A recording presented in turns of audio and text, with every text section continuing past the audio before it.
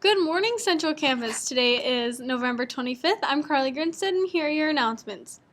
There is no school tomorrow or Friday. Have a wonderful Thanksgiving weekend.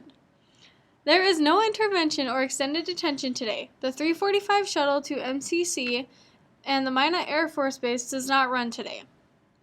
There is a National Honor Society meeting next Wednesday, December 2nd at 7:45 in the auditorium. We are discussing our first service project. Members are asked to bring their National Honor Society certificates to the meeting. French Club members who are interested in going to Winnipeg are reminded that the payment deadline is next Thursday, December 3rd. There is an informational meeting about the upcoming Playmaker season on Wednesday, December 2nd at 3 o'clock in Mr. Gifford's room 301. New members are welcome.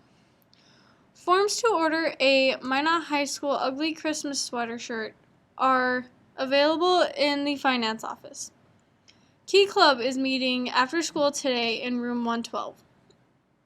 Happy birthday today to Mrs. Julia Cobley, and happy birthday to those celebrating over the long Thanksgiving weekend. Wyatt Markle, Alexis Coffey, Brennan Kubas, Mackenzie Field, and Alexis Marie Sippin.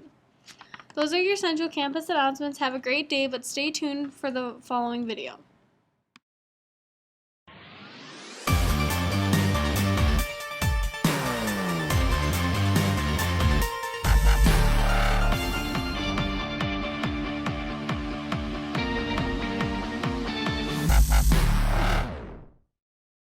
Over the past 2 years, there have been over 85 school shootings. That's 85 communities that woke up, it was a typical day, tragedy struck, and then lives were changed forever.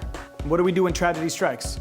You know, most communities say it's not gonna happen to me, not us, not this community, not our town, not our school. But what if it does? I'll never forget that phone call that I got. A school that I coached basketball at had a school shooting. I began to get phone calls and text messages from parents asking if their kids were okay. And one of the students that I coached, his name was Kyler, and he was there. And that's what this week's episode of The Harbor is. Kyler Erickson's gonna explain to you guys what it's like after a traumatic experience happens. All of a sudden these shots start ringing out. And then it just clicked, you know, we gotta get out of here. As we walk out, there's just this pool of blood. So for about a year and a half, I went through kind of the motions of life. I didn't think a whole lot about the shootings or what had happened, just because it was in my past, and I didn't want to get more sad than I should, more depressed than I should thinking about it.